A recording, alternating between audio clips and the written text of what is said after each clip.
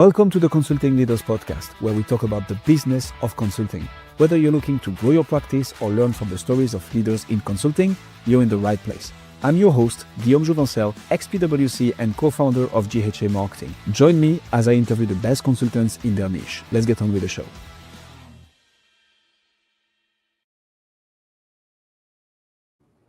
Cenee, welcome to Consulting Leader. Thank you. Happy to have you. Happy to be here. Let's jump straight into it.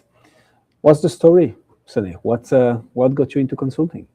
What got me into consulting? Well, I had started in tech about 20-ish years ago, which makes me feel very dated. But I was working for a small startup company, and that company was acquired by a larger company in the US. And I was at a really great point in my career where I could say yes to anything. And that acquisition developed into a lot of opportunities that I got to say yes to. So number one is I got to perform the post-merger acquisition transaction, which is basically making two companies become one. And then secondly, they asked if I would be willing to help them create and establish their offshore model in India. And I said yes. So I moved to India for 2 years in Chennai, India. And I had the opportunity to help develop a technology team and build the rapport and the engagement and the overall workflow and process between the US-based team and the Indian teams, which was very addicting to me. I really enjoyed it. I loved the challenge of it. I loved maybe some of my naive walking in the door, how hard it was going to be. But I loved how it made me grow. And I took that experience. And when I moved back to US, I leveraged it with a couple more small startup companies, working globally and finding ways to solve hard problems, both in post-merger integrations and acquisitions, and also in software development to be able to help companies flourish. And so it became addictive to me, and I do not like stability at all. So I decided, instead of seeking out companies that were in these high stakes moments, is that I would establish my own consulting firm. And I would surround myself with team members who had my same desire for challenge. And we would seek out those companies who needed help and leave them better than how we found them. I like that. Tell us how that led, or more like, what is the problem that you're helping solving now? Like, what is it that you're helping people achieve? Yeah, so we typically come into companies that need to do something significant. So it's typically either preparing for a sale of the company. So they need to lean up their operation. They need to tidy up their product. They need to prepare themselves in a significant way that they may not be equipped to do internally and independently. We also support in the post-merger integration. So again, going into that first love of chaos that I enjoy, which is making two completely different companies become one and cohesive and drive that value.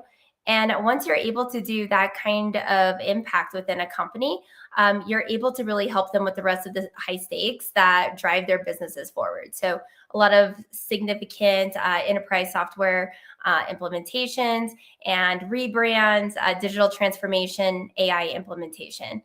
So those are the core things that we typically help our customers with.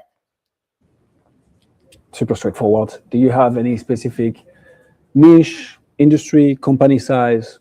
Who is it that you typically help, Renee? Yeah. Renee, obviously I made a mistake. Here we go. Cenee, not Renee. I apologize.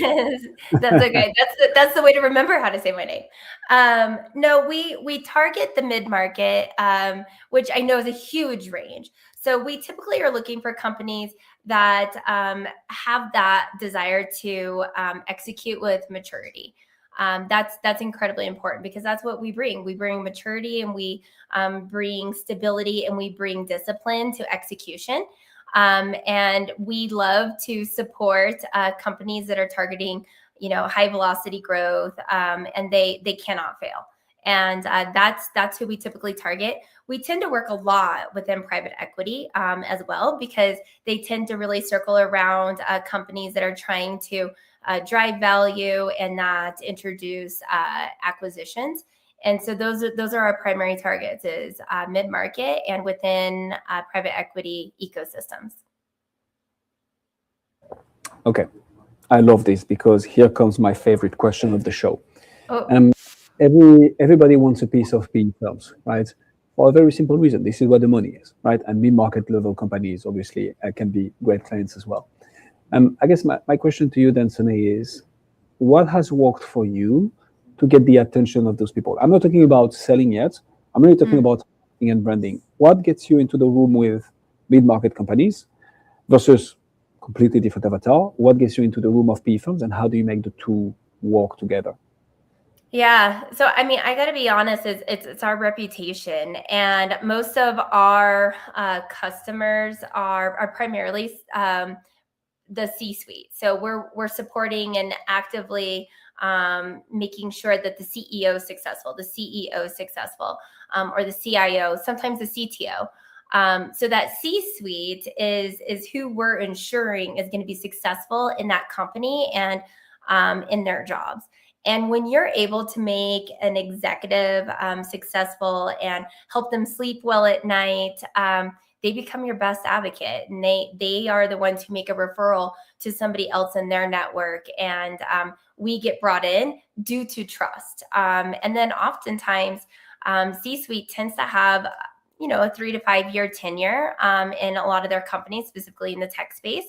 And whenever they move to another company and they have a new high stakes issue or challenge that they need to resolve, they'll call us, because again, they trust us and they know that we'll support them and we'll make them successful. Is the CEO, the C-suite, the people you're helping, the same people as the ones making the decision?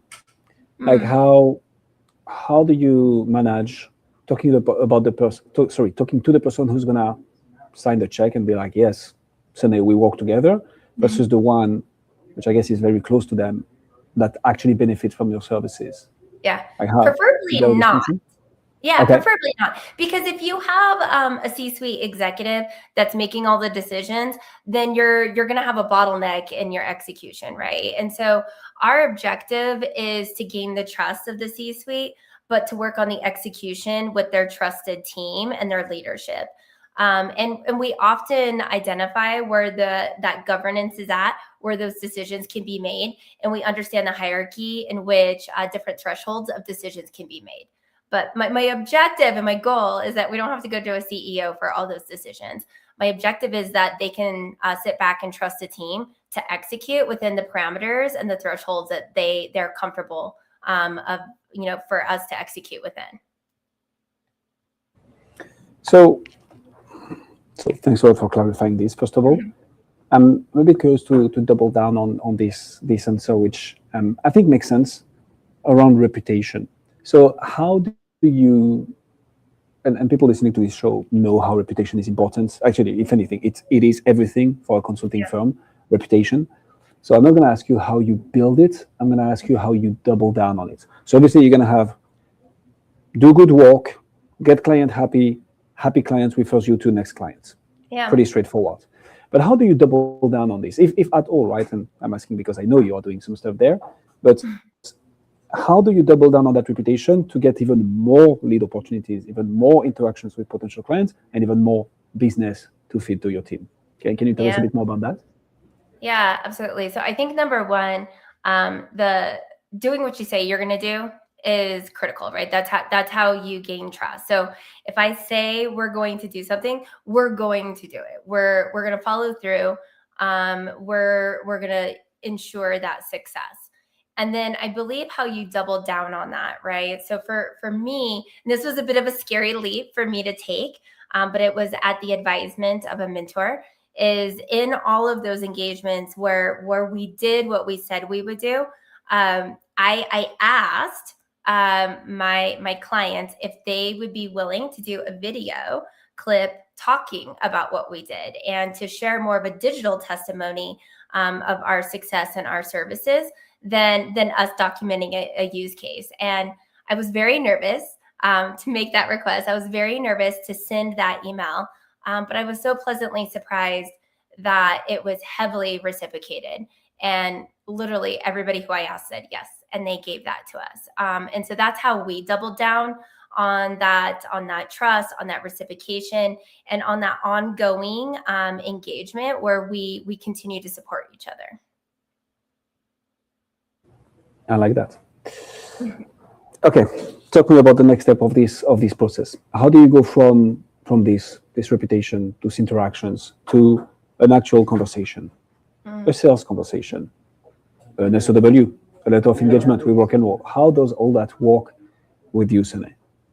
Yeah. So for me, the way this works is I am just curious. I want to know what is the challenge that you're currently facing in your company.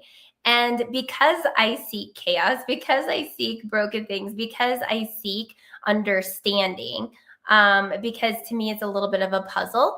I just want to be curious in all of that. I genuinely want to understand what is causing the challenges or the pain points, or what is at risk, and what are the stakes if this goes well, if this doesn't go well. What do you think are the actual issues? What do you think are the challenges? Where's the biggest risk? Like, what's the worst thing that could happen? And when I understand those things, and when I'm genuinely asking, it's reciprocated in a way that somebody understands that I care. I actually am asking because there's a desire to seek and to understand. And a lot of times I follow that up with the know-how and the experience and knowing how to solve the problem. So it's not just asking to pivot it into a sale, but it's asking with the genuine ability to say, this is how I would solve it. And if it's not me who personally solves it, this is what I'd recommend that you go do to get this done in the right way. And I'm willing to share a resource, and I'm willing to share knowledge and tool sets, and give as much as I possibly can without the expectation of receiving. And that has really taken me a long ways, because it's genuine. And I think it starts to foster trust early before we even start to execute. And so it just kind of follows from that point forward, where we formalize a transaction, and then I put my money where my mouth is, and we do what we say we're going to do. Okay, I'm going to double down on a few things here, because I think this is so important. I'm sending an email to my list today about the importance of putting lots of content out. And in content out, we also mean good content out, like actually give the knowledge, actually give the value, for multiple reasons. First of all, we are in a day and age where anybody can claim anything on the internet. And in such a world, it is very hard to gain trust.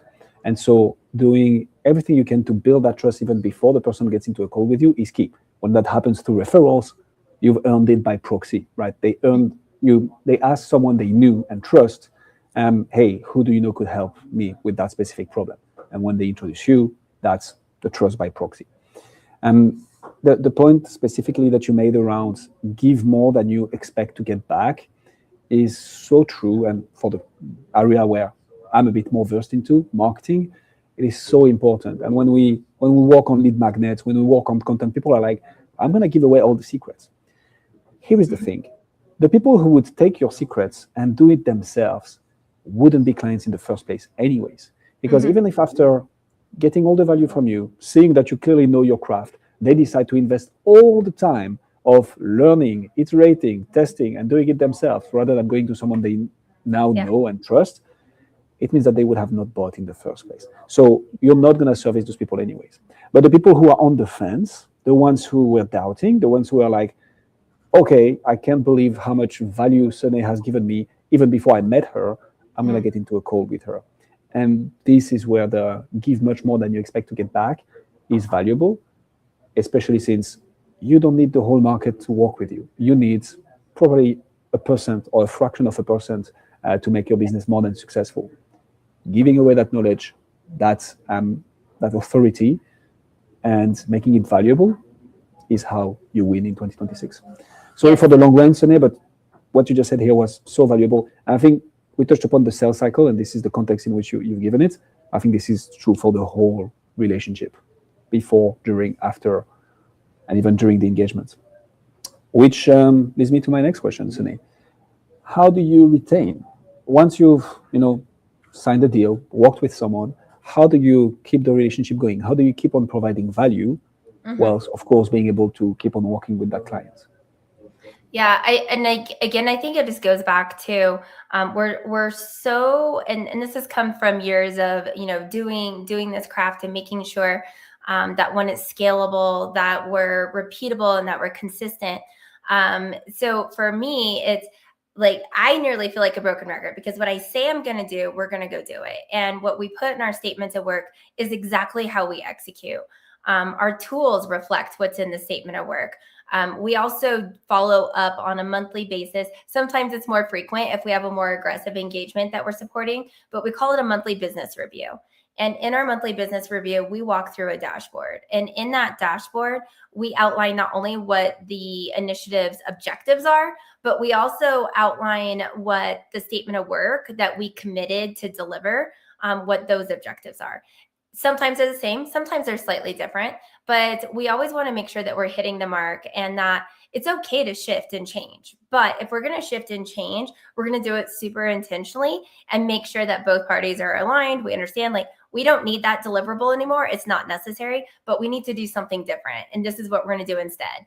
And we'll put that in and then we track that to resolution. So to me, we have it's a layer on top of our execution. It's a layer of ensuring that we're hitting the mark, and that if it's my team that's supporting, that they're hitting the mark, that it's not just deliverables, but is the personality aligning? Are we supporting the way you expected? Is there something missing? And trying to be proactive in our engagement and in our relationships so that we're addressing something before it even has an opportunity to become a problem.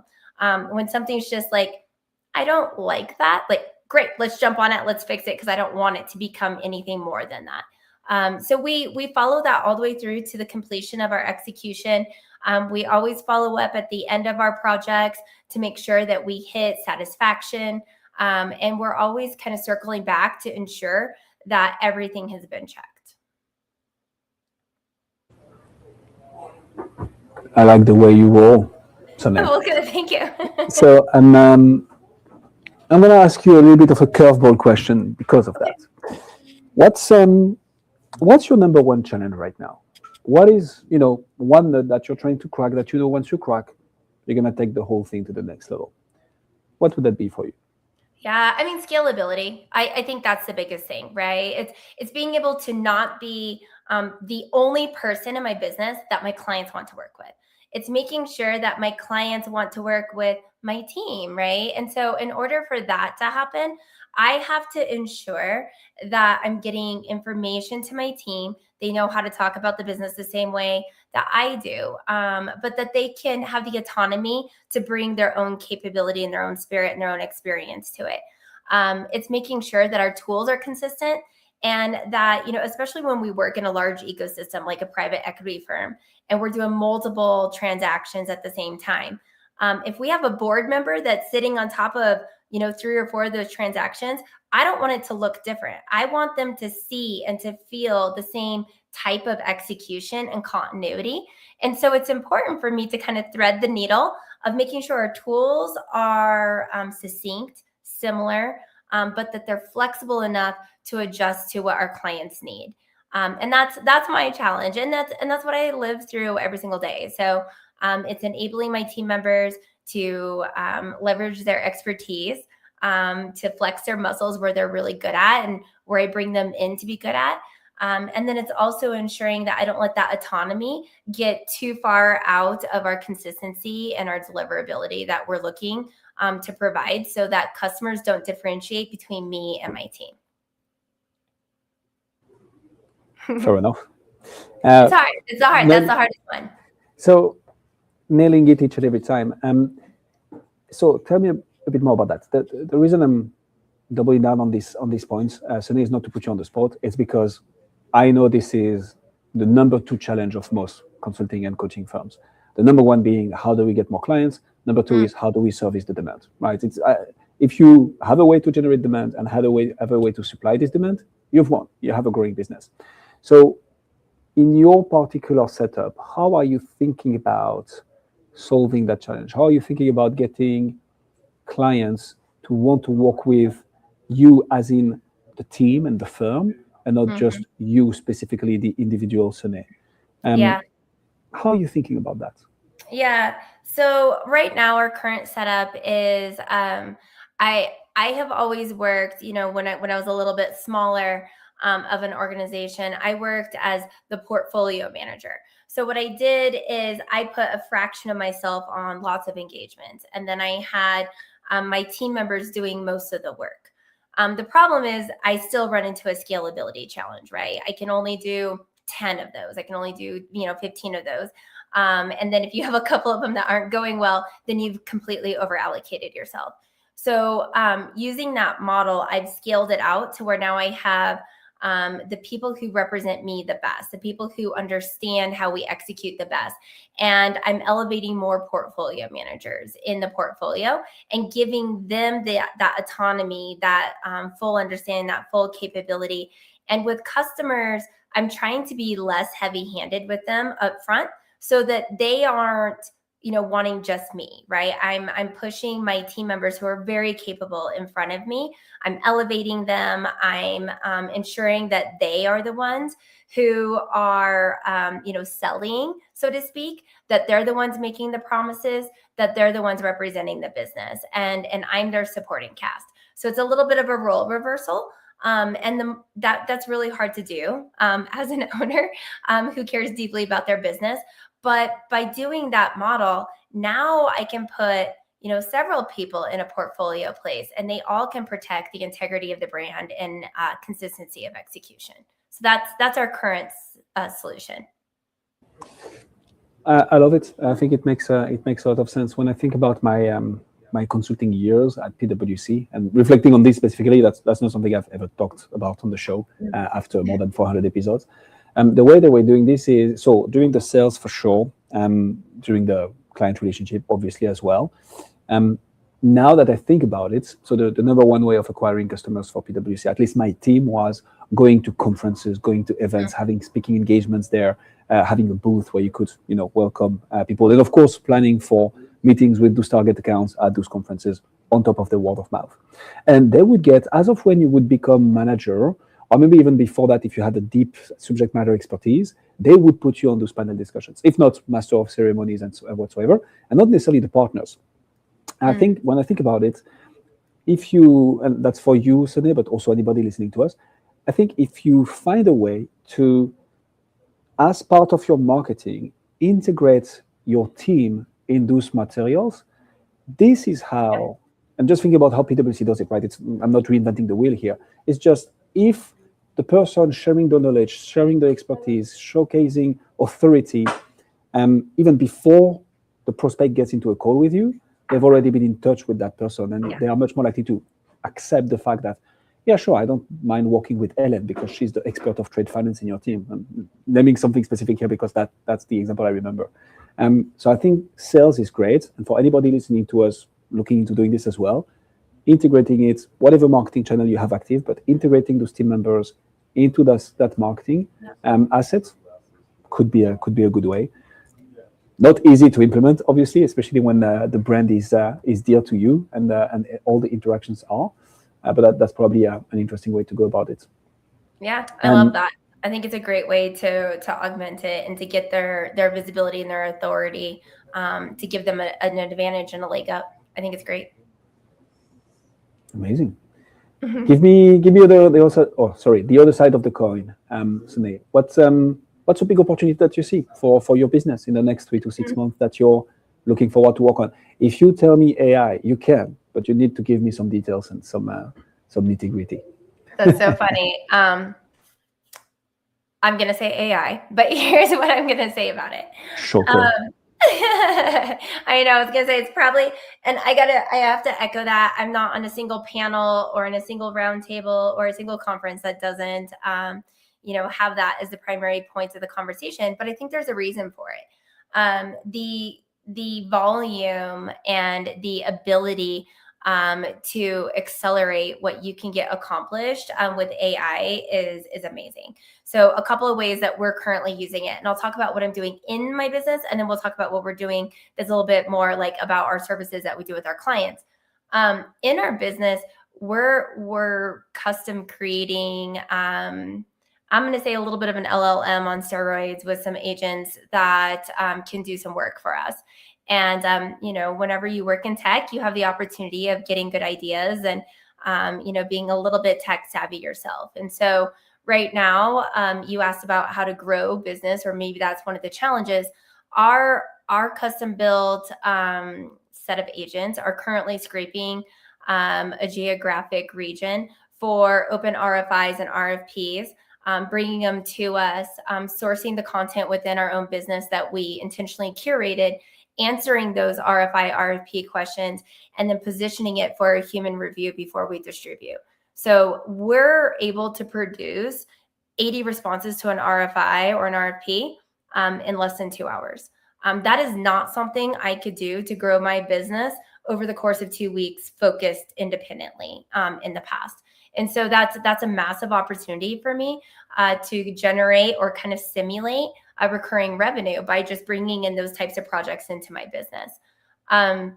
We also use that to be able to ensure that everybody is talking about the business the same way. So they can tap into it, they can ask it questions, and it's generating the right responses, which is helping with internal sales, continuing continuity with our clients. And it's helping us all talk and think and act the same, which is great. And the more we feed it, the more we give it, the stronger and the more robust it is. So that's our internal mechanism and utilization of AI, which is massively efficient. And it's fun to even think about. I stay up late at night trying to think of new ways to make it more efficient for me. And then externally, and how it touches our clients and how we integrate AI. I mean, for me, it's like project management, which is core to a lot of what we do. If you're a project manager who just checks boxes, that's not of value, right? Like that's something that's easily automated. That's something that barely you need AI for, right? That could be automated even without AI. But whenever you start to take and you ingest your notes and you look at industry, I'm going to say industry risks or issues or challenges, you start to augment in a way that allows you to think and be challenged to be better, more receptive for your clients and the projects that you're working on. Simply prompting, getting your notes and things like that, those are great. But I feel like just thinking bigger and broader and smarter and leveraging AI to get to that place is a value point for our clients. It also lets you kind of lean into other roles that maybe you're not as proficient at. So go-to-market motions, for example. I am by no means a marketer, but I have ran go-to-market execution many times. And I can get a little bit smarter by leveraging AI agents to help me build out some really thoughtful recommendations and a go-to-market plan so that I can come to a CMO and have a fully built out space that maybe is 95% there versus like 50% prior to AI capability. So those are some of the ways that we're applying it. I just think it makes us smarter, better, faster, and more equipped to support our clients more effectively. Cenee LaTulippe, ladies and gentlemen, and I'm so glad I could say a French name on this show for the first time, both first name and last name. Cenee, this was an absolute masterclass. So first of all, thank you so much for this.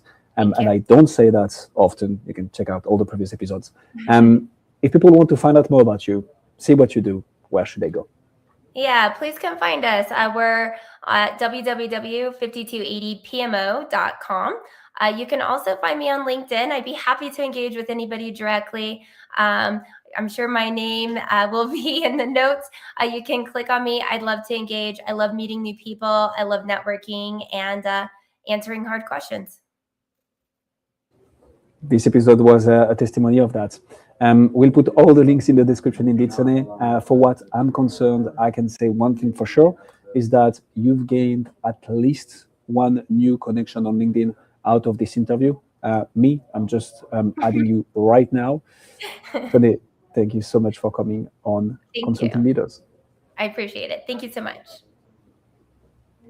Thanks for joining us on this episode of the Consulting Leaders Podcast. We hope you learned valuable lessons on how to grow your practice and take your business to the next level. Make sure to subscribe and leave us a review wherever you're listening to this show so you never miss an episode.